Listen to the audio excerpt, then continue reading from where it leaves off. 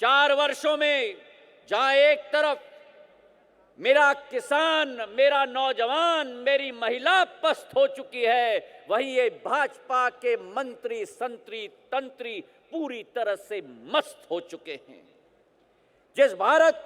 की बात ये करते हैं, जिन अच्छे दिनों की बात करते हैं, जो नई इंडिया की बात करते हैं, जहां भाई भाई के बीच में भाईचारा के विपरीत द्वेष भावना अर्जित कराने की कोशिश करते हैं, जहां सरकार स्वयं रक्षक के बदले में भक्षक बन जाता है और किसानों के छातियों के ऊपर गोली चलाई जाती है। एक ऐसा भारत, एक नया इंडिया, जहां महिलाओं के ऊपर दिन दहाड़ा बलात्कार किया जाता है, जो पाकिस्तान भारत पर बार बार उत्साहवर्धन के अलावा हर बार उकसाने की कोशिश करती है। हमारे जवान सरहद पर अपना शहादत देते हैं और ये सरकार नतमस्तक होकर खड़े रह जाती है। बड़े बड़े उद्योगपति भारत की पूंजी लेकर इस सरकार के संरक्षण में फरार हो जाते हैं और मेरे बेरोजगार नौजवानों को ठेंगा दिखाया जाता है सरकार के द्वारा।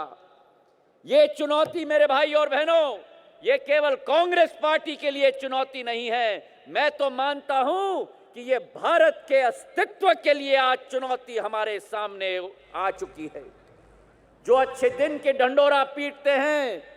मैं उनसे पूछना चाहता हूं कि हमने महंगाई वाली गर्मी देखी है, हमने दुखों की बरसात देखी है, हमने नोटबंदी की सर्दी देखी है, लेकिन आज तक अच्छे दिन नसीब नहीं हुए हमारी देश की जनता को। मैं उनसे पूछना चाहता हूं, एक नई इंडिया की सोच विचारधारा, जहां एक तरफ सबका साथ और सबका विकास की बात की जाती है और दूसरे तरफ असहिष्णुता का वातावरण तैनात किया जाता है,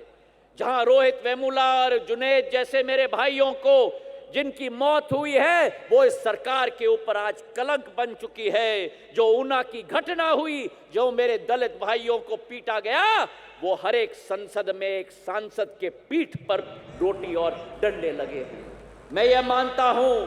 कि आज अगर हमें जो आज कहा जाता है न्यू इंडिया किसान भाइयों के लिए, जहां हर साल 16,000 किसान मेरे आत्महत्या करते हैं, मंदसौर में मेरे किसान के छाती पर गोली चलाई जाती है, टीकमगढ़ में पुलिस के थाने में मेरे किसान को निर्वस्त्र करके डंडों से पीटा जाता है, जंतर मंतर में दिल्ली में तमिलनाडु के किसान हमारे अपने दोस्तों के हड्डियों को लेकर आते हैं, लेकिन सरकार का एक नुमाइंदा नहीं जाता उनसे मिलने के लिए। जहां महाराष्ट्र में 200 किलोमीटर नंगे पैर मेरा अन्नदाता चलकर जाता है और उसे कहा जाता है कि ये शहरी माओवादी आ चुका है। इस विपरीत परिस्थिति से किसान को अगर उभारना होगा तो वो केवल मेरी कांग्रेस पार्टी और ये हाथ का पंजा उभार सकती है। एक नया इंडिया, जहां बेरोजगारी की जब बात की जाती है, 2 करोड़ रोजगार के अवसर दिए जाएंगे कहा जाता है, लेकिन आज जब मेरा नौजवान भटक रहा है रोजगारी के लिए, तो उसको पकौड़ा तलने की नसीहत दी जाती है।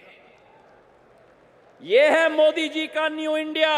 एक न्यू इंडिया जहां संसद में लोकतंत्र का मंदिर कहा जाता है, लेकिन संसद के बहुमत को हिटलर शाही और तानाशाही का लाइसेंस लगाकर आवाज दबाने की कोशिश की जाती है। मैं मोदी जी और उनकी सरकार को कहना चाहता हूं कि कांग्रेस पार्टी का एक एक सांसद और कार्यकर्ता न कभी झुका है, हमारे गर्दन कट जाए लेकिन हम झुक